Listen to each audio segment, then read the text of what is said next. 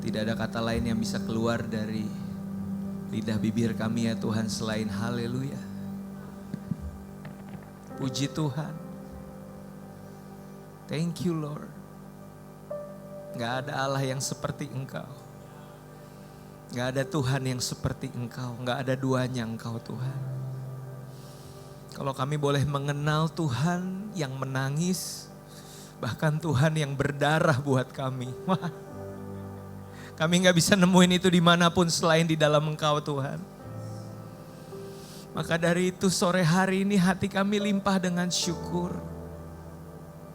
Hati kami limpah dengan puji-pujian. Lord, you are so good. You are so great.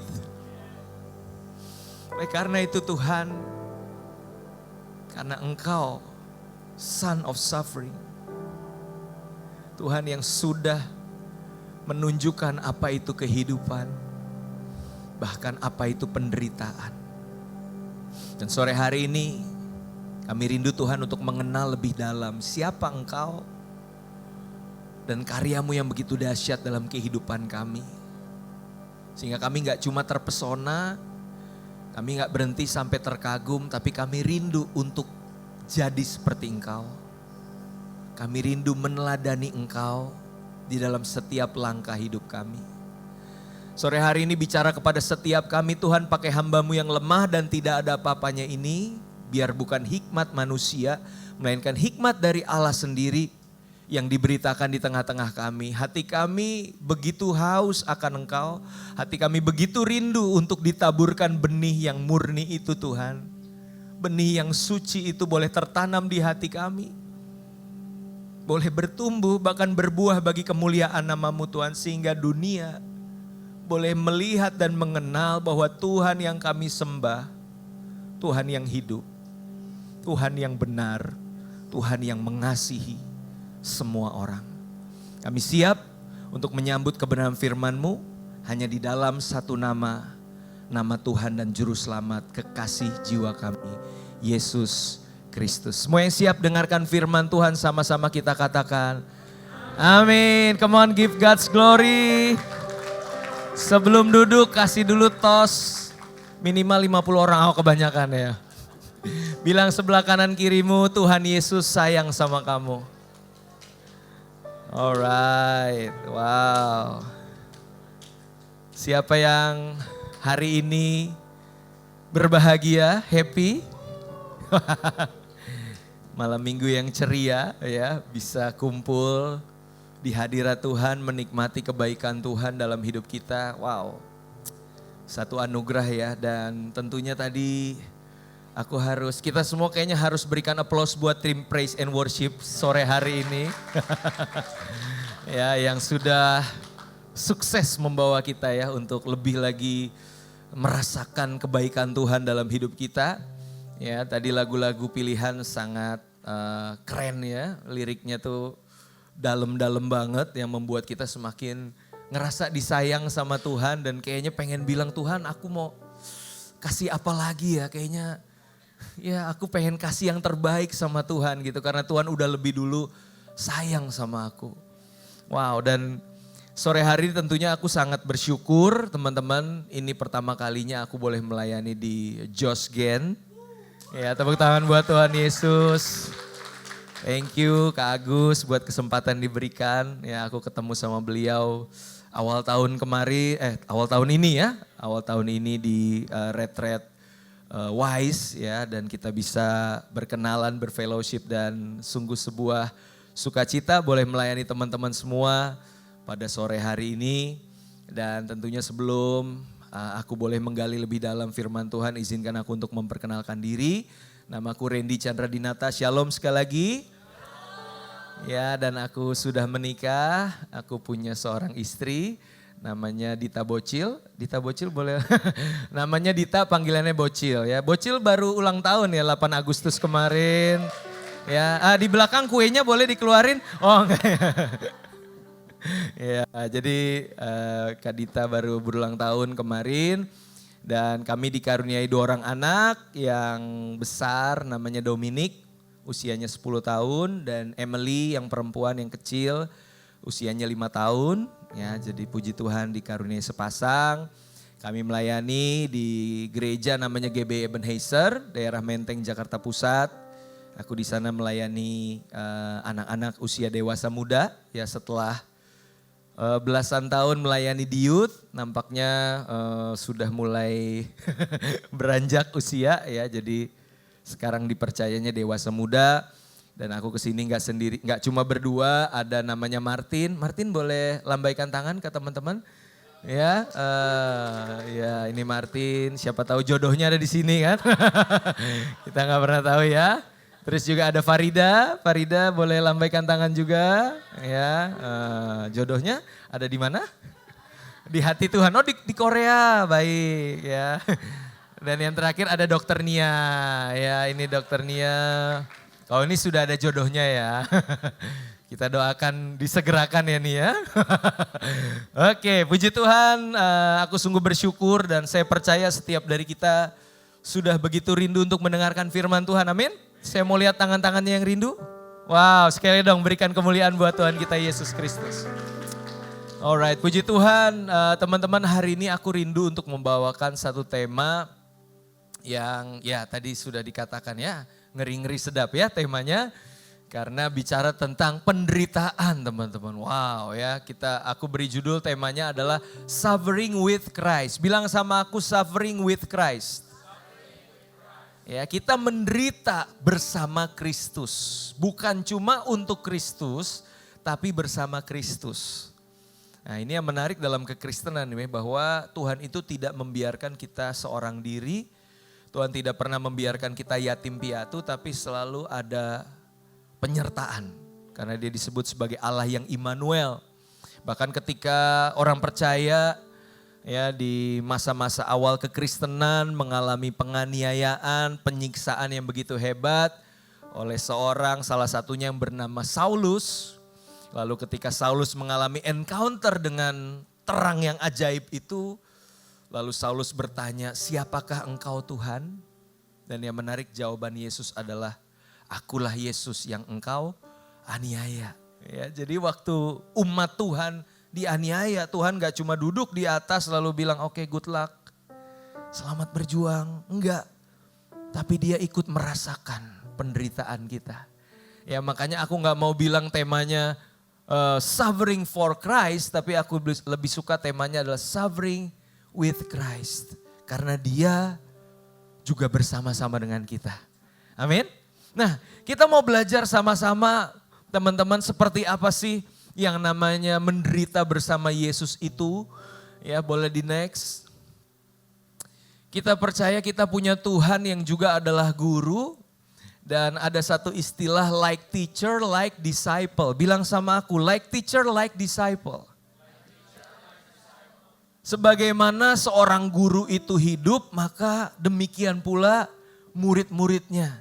Ya kan ada istilah guru kencing berdiri, muridnya kencing berlari ya kan. Jadi minimal si murid ini akan mengikuti apa yang gurunya lakukan.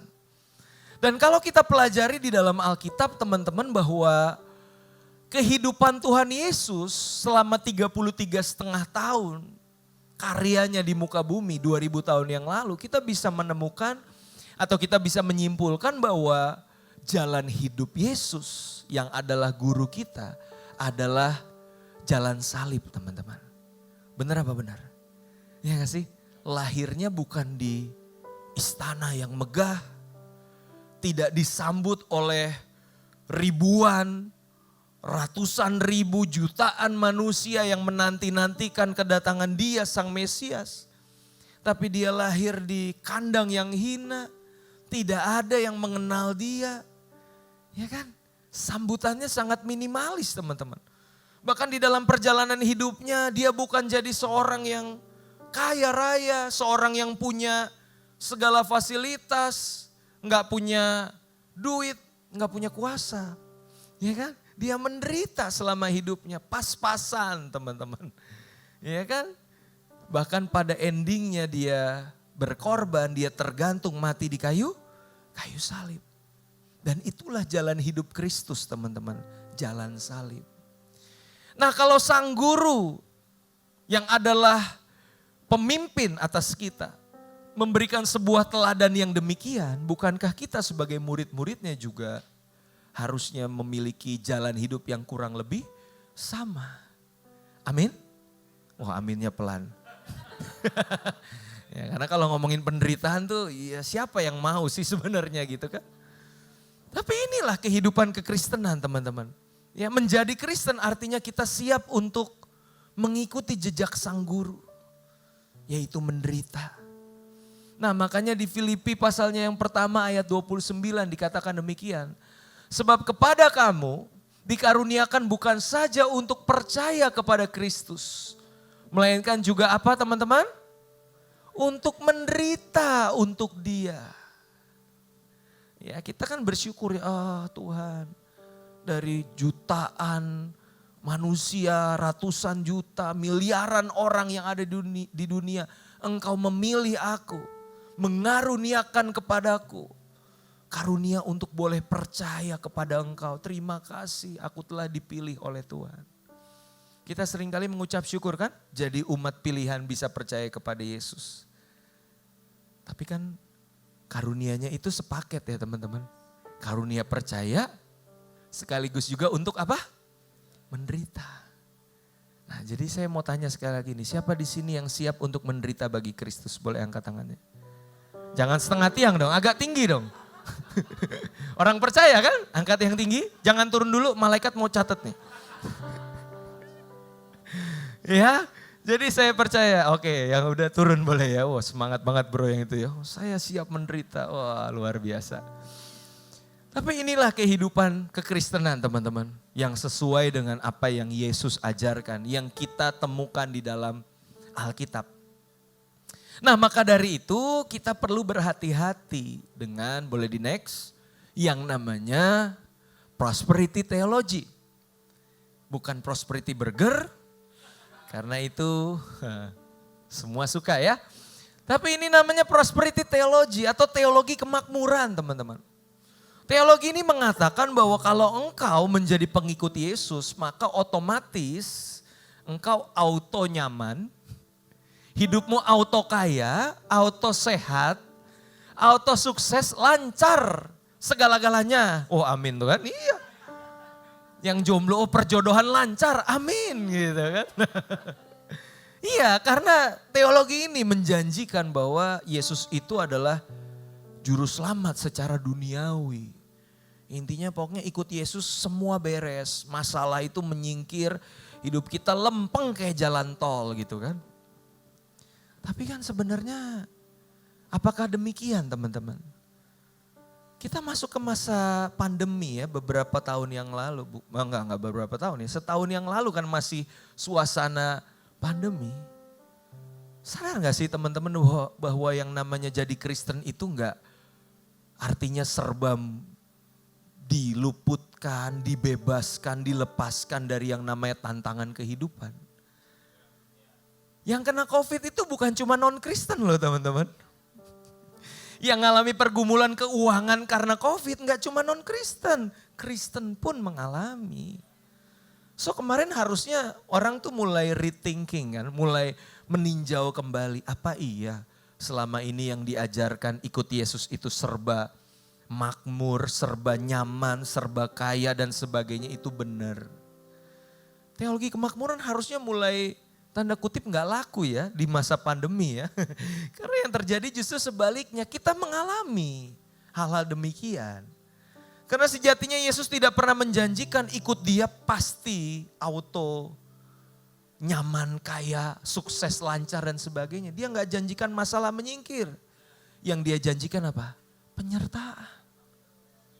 Yang dia janjikan kekuatan, dia janjikan damai sejahtera. Sekalipun kita terhimpit, sekalipun kita mengalami banyak pergumulan, tapi somehow ada kekuatan. Somehow ada sukacita yang bukan dari dunia ini. Itu yang Yesus janjikan teman-teman.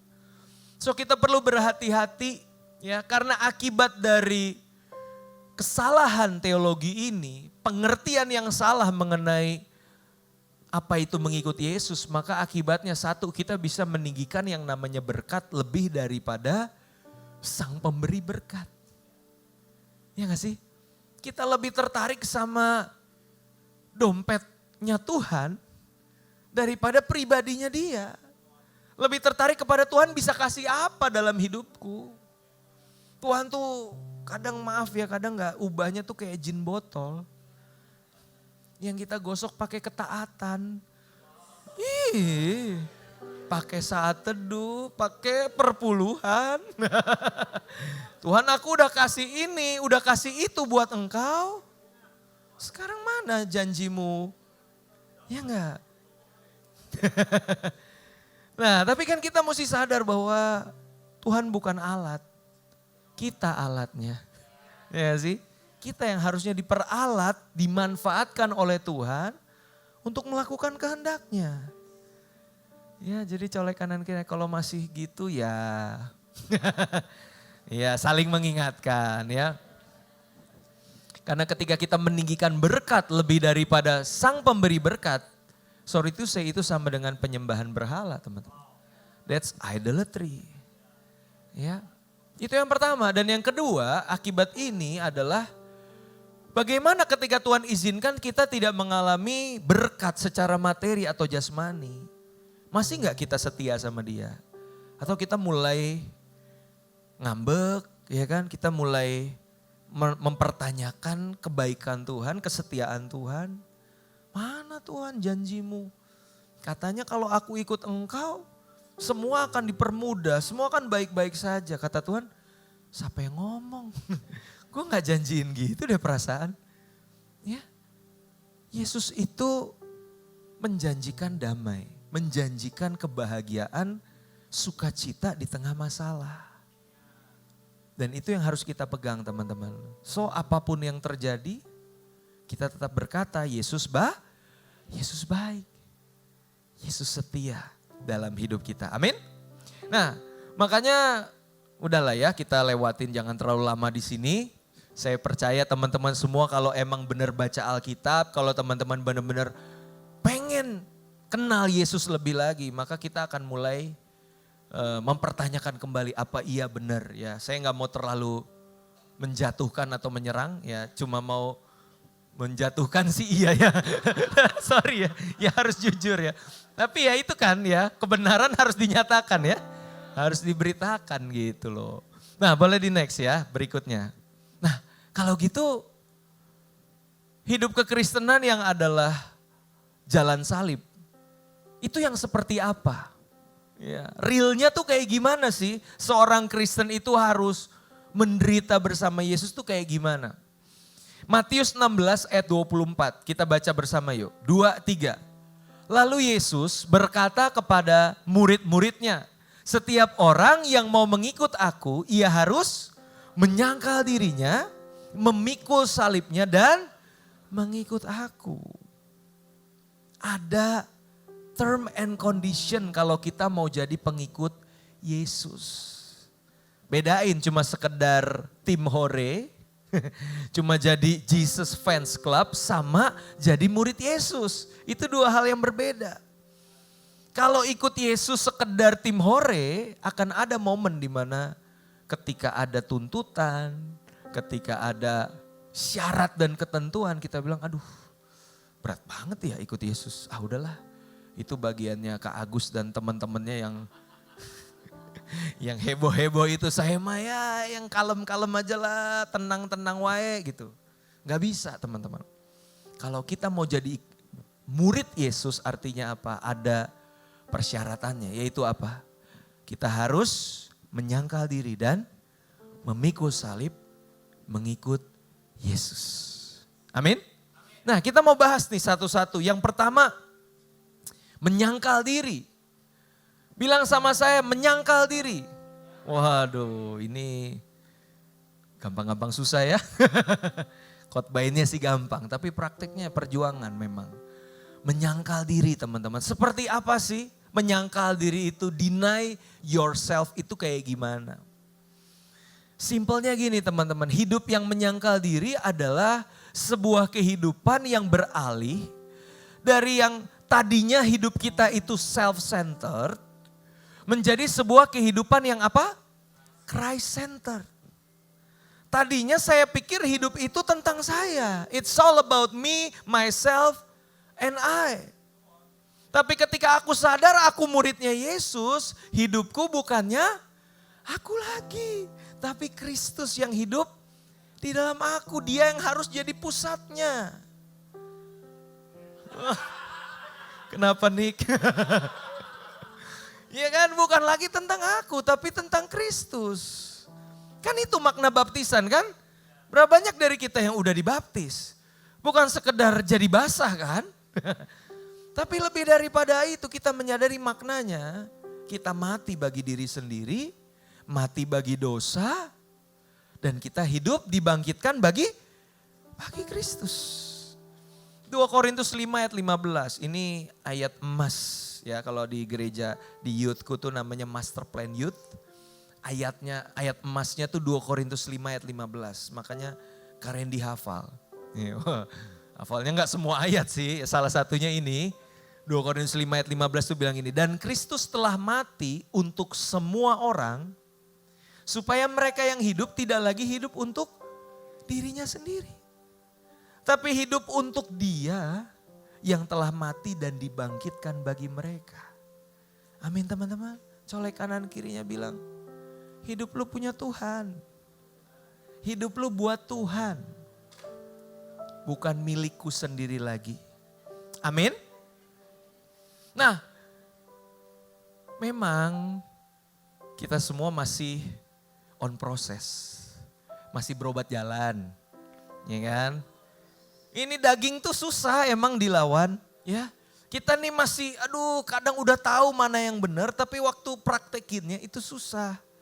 Tuhan pun ngerti ya. Dia tahu kita nih belum mengenakan tubuh kemuliaan. Tapi Tuhan rindu, yuk sama-sama berjuang.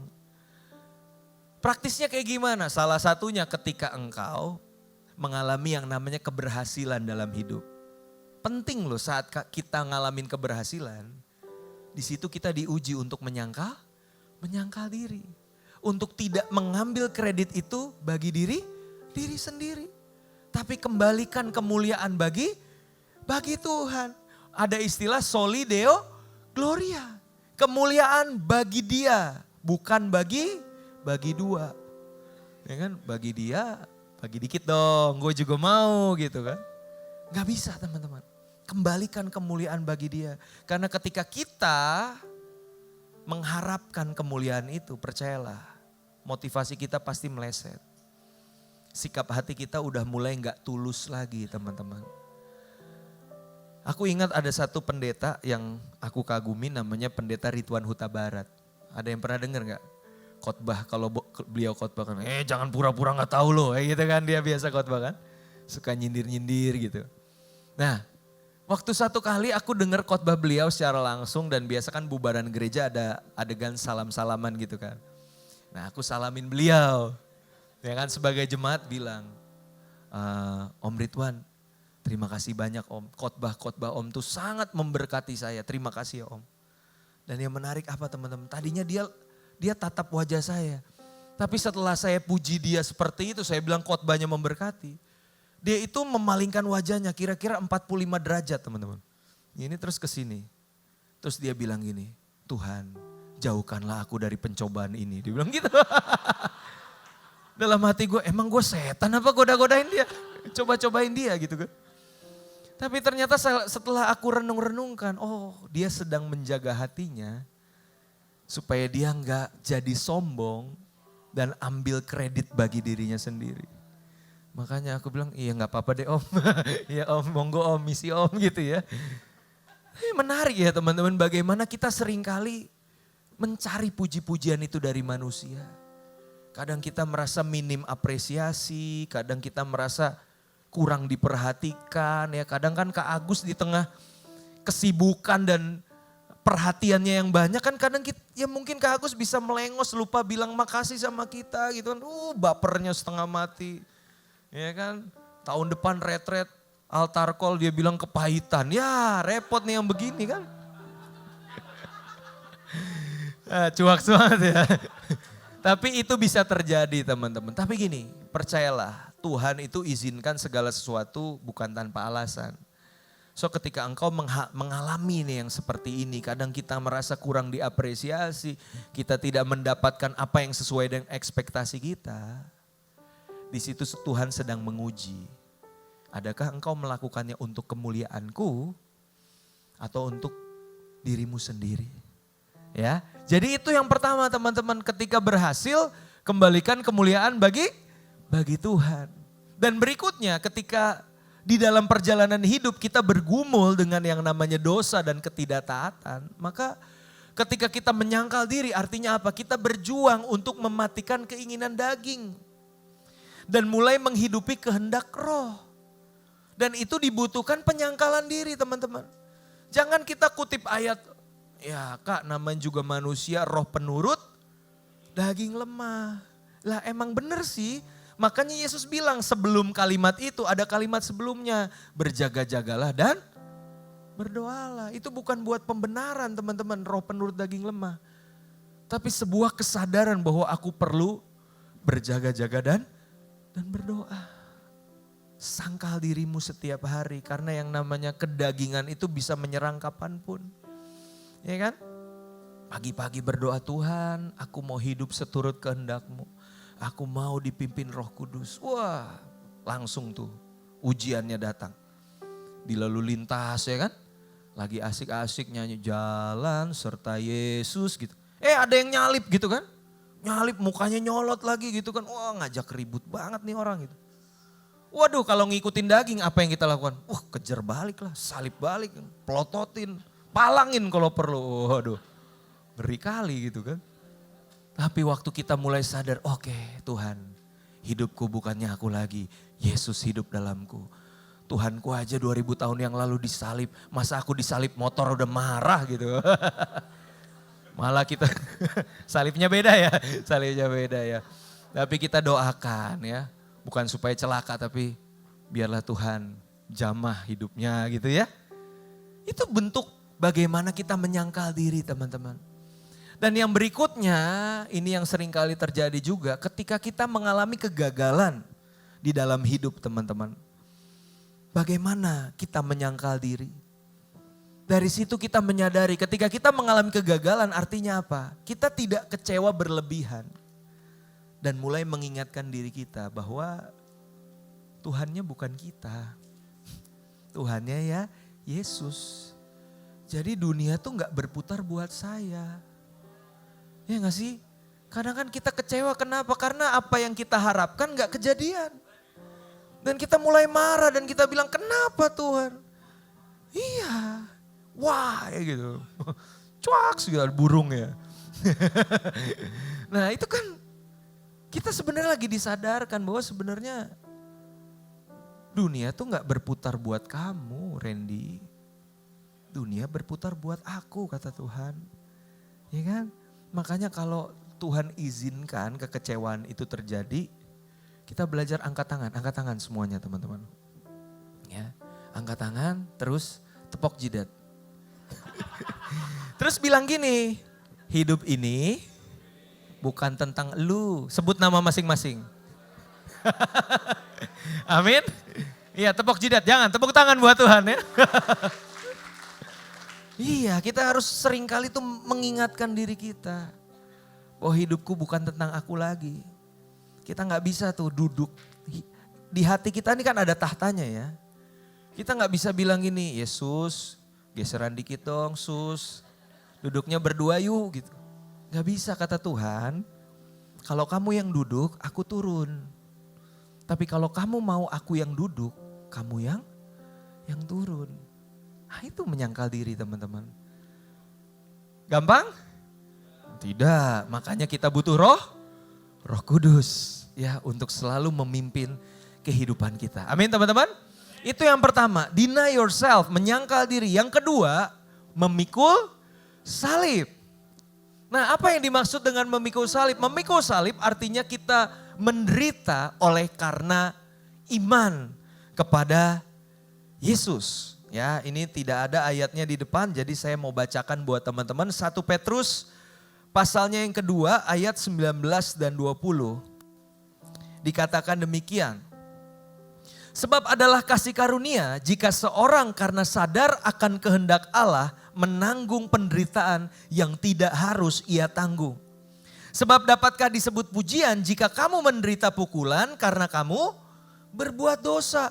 Tetapi jika kamu berbuat baik dan karena itu kamu harus menderita, maka itu adalah kasih karunia pada Allah.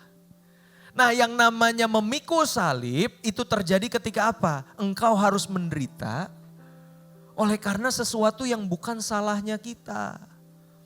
Lah kalau kita orangnya ngeselin, kita gak pernah bertanggung jawab, kita datang gak pernah on time gitu kan.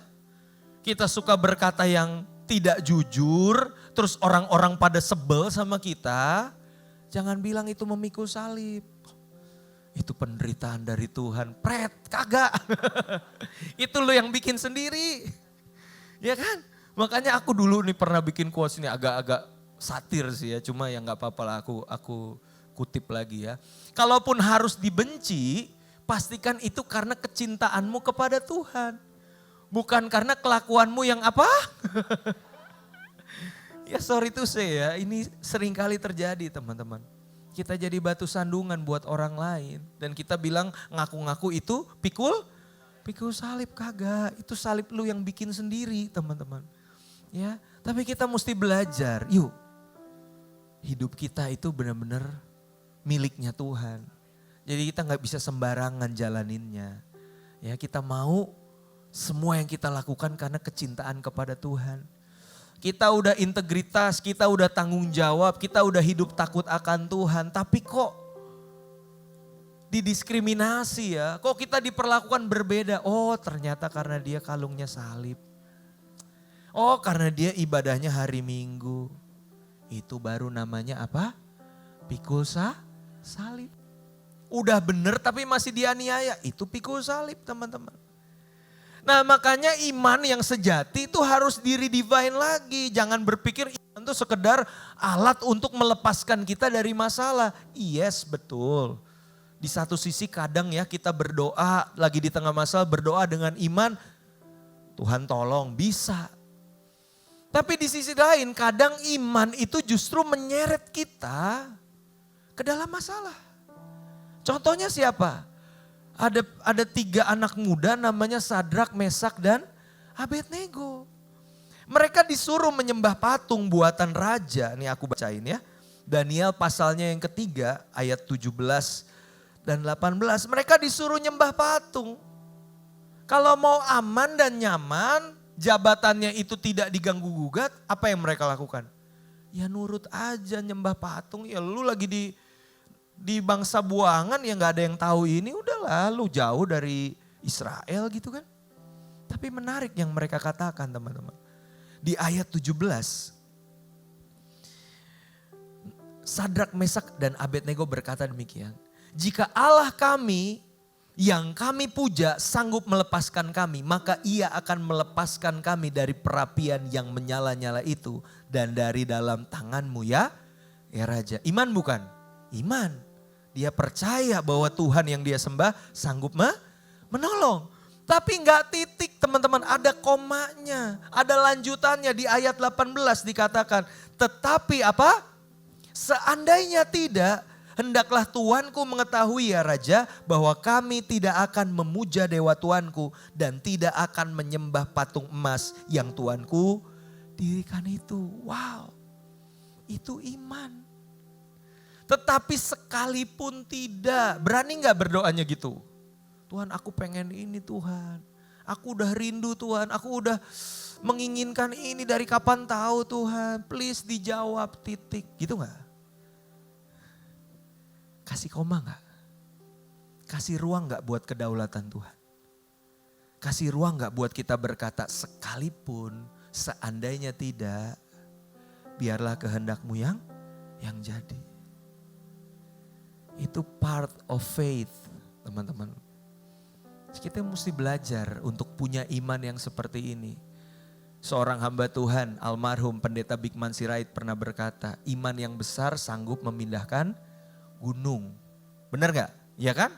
Sebesar biji sesawi gunung bisa pindah. Tapi nggak sampai situ, iman yang benar sanggup tetap percaya sekalipun gunungnya belum pindah. Gunungnya masih di situ. Tapi kita tetap percaya, tetap setia. Karena jangan-jangan Tuhan memang tidak mengizinkan gunungnya pindah. Tuhan pengen kita daki gunungnya. Iya, kita daki bersama Yesus. Otot rohani kita dibentuk. Ya kan? Karena dari suffering itu akan ada kemuliaan. No pain, no gain. Ya, jadi colek kanan kirinya. Bukan tanpa alasan itu gunung gak pindah gitu. Ya, gunungnya emang di situ, Tuhan izinkan. Nah, berikutnya menderita karena Yesus. Itu artinya apa? Kita gak malu bawa nama Yesus. Kemanapun kita melangkah. Jangan malu, kalau di gereja kalung salib dikeluarin segede gaban gitu kan. Bangga banget jadi Kristen pengikut Yesus. Tapi giran di luaran ya kan. Pada pakai ini lagi, pada pakai sorban, pada pakai celananya agak ngatung ini. Simpen daripada kena masalah gitu kan. Jesus died for us in public. So never live for him in private. Yesus mati buat kita di depan umum, dia telanjang, dia dipermalukan, dia berdarah bagi kita. Yang dia pikirin bukan harga dirinya, yang dia pikirin siapa? You took the cross and thought of me above all, kata lagu itu. Bukan dia yang dia pikirin, kita.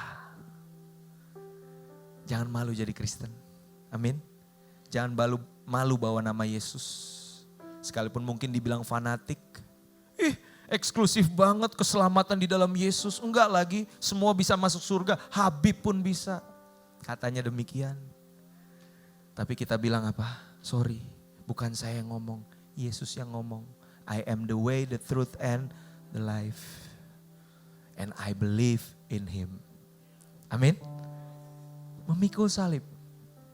Menyangkal diri dan memikul salib. Wah, capek banget Kak kayaknya ya. Khotbahnya berat banget hari ini ya. Tapi ingat ada poin yang ketiga. Bahwa di balik penderitaan telah menanti apa teman-teman? Kebahagiaan. Jadi Kristen emang berat. Tapi ingat di balik sesuatu yang berat itu Tuhan janjikan sesuatu yang indah. Tuhan janjikan kebahagiaan.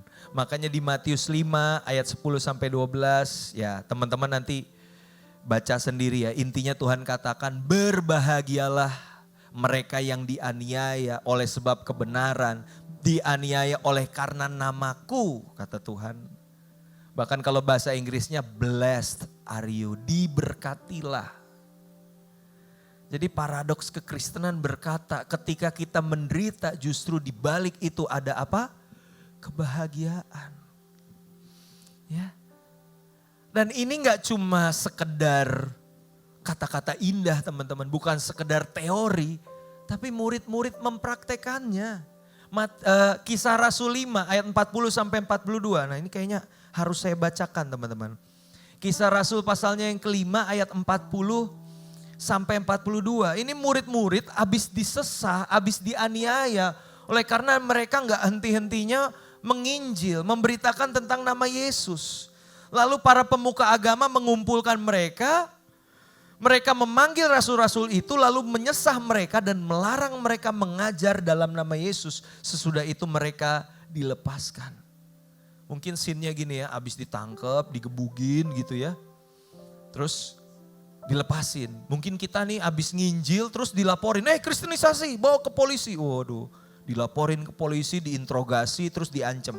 Awas lu ya abis ini nginjil lagi. Terus lu sama temen lu bilangin, kayaknya lu gak usah Kristen-Kristen banget sih. Ngapain sih lu gaya-gayaan, udahlah kalem-kalem aja gitu kan. Gitu gak teman-teman? Murid-murid malah bilang gini, di ayat 41. Rasul-rasul itu meninggalkan sidang mahkamah agama dengan wajah yang muram, dengan duka cita, dengan saling salah menyalahkan? No. Mereka meninggalkan mahkamah agama dengan gembira. Wow. Karena apa? Karena mereka telah dianggap layak menderita penghinaan oleh karena nama Yesus. Wow, teman-teman. Berapa banyak dari kita yang waktu menderita memikul salib kita bilang ini kehormatan buat saya. Ini kebahagiaan buat saya udah pelayanan benar tapi kok ada yang salah mengerti saya. Saya udah kasih yang terbaik tapi kok disalahpahami oleh orang lain. Berbahagialah. Bergembiralah karena Yesus pun menanggung hal yang sama 2000 tahun yang lalu. Dan ayat 42, dan setiap hari apa yang mereka lakukan? Mereka melanjutkan pengajaran mereka di bait Allah dan di rumah-rumah orang dan memberitakan Injil tentang Yesus yang adalah Mesias. Gak ada matinya, bukan cuma slang yang gak ada matinya. Murid-murid gak ada matinya teman-teman. Dan kekristenan kita harusnya demikian teman-teman, amin. Tadi lagunya bilang apa? Cahaya terangmu tuh gak boleh disimpan sendiri. Don't you dare to keep it for yourself. Tapi kamu harus bagikan itu ke semua orang. Pengharapan yang ada padamu. Amin. Yang terakhir teman-teman, Roh Kudus itu memberikan penghiburan dan damai sejahtera di tengah penderitaan dan kesulitan. Yohanes 14 ayat 26 sampai 27 ayat terakhir. Ini beneran terakhir ya. Bersabar. Tetapi penghibur yaitu Roh Kudus yang akan diutus oleh Bapa dalam namaku. Dialah yang akan mengajarkan segala sesuatu kepadamu dan akan mengingatkan kamu akan semua yang telah kukatakan kepadamu. Damai sejahtera ku tinggalkan bagimu, damai sejahtera ku berikan kepadamu. Dan apa yang kuberikan tidak seperti yang diberikan oleh dunia kepadamu. Janganlah gelisah dan gentar hatimu. Bukan tanpa alasan Roh Kudus disebut roh penghibur. Karena orang Kristen beneran butuh dihibur. Ya kan menderita. Butuh penghiburan toh. Nah yang jadi pertanyaan, kalau hidup kita selama ini nyaman-nyaman saja, beneran udah jadi Kristen? Ya enggak? Kalau Kristen beneran pasti menderita. Dan makanya kita butuh Roh Kudus sebagai roh penghibur. Dia yang akan kasih damai sejahtera, dia yang akan kasih sukacita di hati kita. Amin. Tapi pertanyaan berikutnya, waktu engkau ada dalam kesusahan, ada dalam keadaan yang tidak baik-baik saja, pertanyaannya dari mana engkau mencari penghiburanmu? Dari Tuhan atau dari dunia? Jangan-jangan putus cinta pelariannya kemana? Mabok-mabokan, dugem, drakoran, maraton dari pagi ketemu pagi ya kan. Itu Roh Kudusnya baru mau menghibur nih. Anakku lagi sedih aku mau menghibur. Udah terhibur duluan ya kan. Roh Kudusnya akhirnya nganggur di pojokan ya udahlah cari momen lain, cari waktu lain lah katanya gitu. Ya enggak? Kalau lagi susah hati datangnya ke siapa? Ke Tuhan. Jangan ke dunia. Cici aku punya cici namanya Cilove. Itu pernah putus cinta. Nangis 3 hari 3 malam. Mengurung diri di kamar. Sekali waktu di tengah kesedihannya dia ketemu satu buku. Bukan Alkitab. Purpose Driven Life. Ya mirip-mirip ya rohani ya Rick Warren. Iya dia baca buku itu. Dan dia ngalamin perjumpaan dengan Tuhan. Encounternya dia sama Tuhan itu bukan lagi KKR tapi lagi putus cinta teman-teman. Saya bersyukur waktu dia lagi galau, dia ketemu Tuhan, dia carinya Tuhan. Dan gak lama kemudian dipertemukanlah dengan Kak Christopher Tapiheru yang sekarang jadi suaminya gitu kan. Iya teman-teman. So yang lagi galau, yang lagi susah hati ya apapun sebabnya. Cari penghiburan dari Roh Kudus. Amin. Slide terakhir. Ini beneran yang ini terakhir nih teman-teman. Tetaplah setia menderita bersama Kristus. Amin. Karena tidak ada kemuliaan tanpa penderitaan. Tidak ada mahkota tanpa salib. Berikan kemuliaan buat Tuhan kita Yesus Kristus. Saya undang teman-teman boleh bangkit berdiri. Biar firman yang kami baru dengar sore hari ini Tuhan menjadi sebuah kerinduan dan komitmen kami di hadapan-Mu. Selama kami hidup kami mau menjadi murid-Mu yang sejati Tuhan. Dan kalau kami benar adalah murid, maka kami mau jadi sama seperti guru kami. Terima kasih untuk teladan. Terima kasih untuk jalan salib yang Tuhan telah peragakan di hadapan kami. Dengan sangat jelas, dengan sangat berani Engkau mempertontonkan apa itu menderita bagi Bapa. Maka dari itu Tuhan berikan kami kekuatan itu. Karena kami tahu di luar Engkau kami gak bisa. Di luar Roh Kudus-Mu kami gak mampu. Mustahil bagi kami sangkal diri pikul salib. It's impossible. Oleh karena itu kuatkan kami. Tambahkan iman kami Tuhan. Untuk kami boleh berkata Tuhan, aku mau menyangkal diri. Jangan Randy yang nonjol Tuhan, jangan Randy yang kelihatan. Tapi Yesus yang kelihatan dalam hidupku. Ajar aku mengampuni seperti Yesus mengampuni. Ajar aku bersabar seperti Yesus bersabar. Ajar aku untuk memberikan kesempatan kembali bagi orang yang menyakitiku. Sama seperti Yesus senantiasa memberikan kesempatan bagiku. Dan ajar aku Tuhan ketika salib itu diletakkan di bahu kami. Kami mau jadikan setiap mungkin luka, goresan, ketidaknyamanan, scars yang timbul akibat penderitaan itu sebagai mahkota kami. Sebagai kehormatan kami.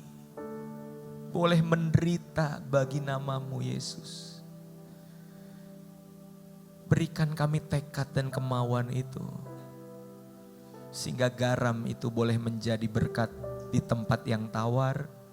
Terang itu boleh menjadi cahaya yang menerangi di tempat yang gelap. Berita Injil boleh dibawa ke tempat-tempat yang tidak nyaman. Pakai hidup kami Tuhan. Berkati Tuhan Joshua Generation. Aku percaya hati-Mu ada di tengah-tengah kami. Aku percaya Tuhan sedang dan akan terus bekerja di tengah-tengah kami. Nyatakan lebih lagi Tuhan apa yang menjadi kehendak-Mu. Tuhan nyatakan isi hati-Mu buat Pastor Agus beserta keluarga. Teman-teman arahkan tangan kita ya buat pemimpin kita. Terima kasih Tuhan buat hati yang mau hadir dan berkorban bagi orang lain. Tidak pernah dipandang hina, tidak pernah dipandang sia-sia, never in vain. Tapi selalu Tuhan memperhatikan hal-hal kecil, hal-hal simple, sederhana, detail Tuhan perhatikan. Dan Tuhan akan nyatakan lebih lagi apa yang Tuhan mau kehendaki, spesifik, tajam kepada hamba-Mu ini ya Tuhan. Lakukan apa yang Tuhan mau lakukan, kerjakan Tuhan. Karena hamba-Mu ini siap dan rela melakukan apa yang menjadi kehendak-Mu. Hikmat, kekuatan, kesanggupan yang daripada Tuhan untuk boleh menggembalakan kawanan domba-Mu Tuhan. Bahwa kami semakin bertumbuh dewasa, dimuridkan menjadi seperti Kristus, bahkan yang belum percaya dimenangkan menjadi percaya dalam nama Tuhan Yesus.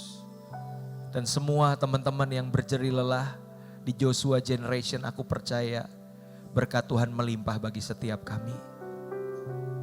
Terima kasih Tuhan Yesus, kami terima setiap berkat kebenaran firman-Mu sore hari ini dengan penuh ucapan syukur dan sukacita. Hanya di dalam nama Tuhan Yesus. Setiap kita yang diberkati Tuhan, sama-sama kita katakan. Amin. Berikan kemuliaan buat Tuhan Yesus. Silakan duduk teman-teman semua.